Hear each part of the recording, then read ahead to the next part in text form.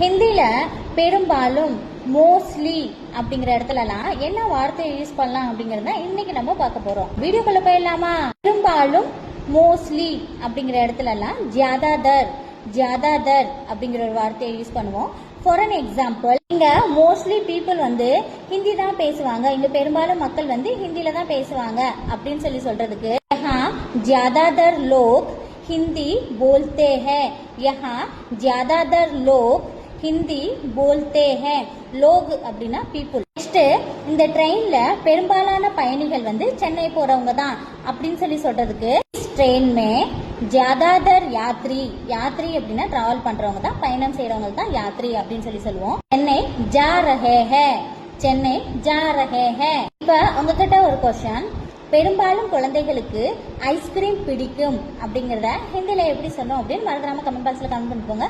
Video யூஸ்ஃபுல்லா இருந்துச்சுன்னா மறந்துடாம பேஜ் ஃபாலோ பண்ணிக்கோங்க. பாய்.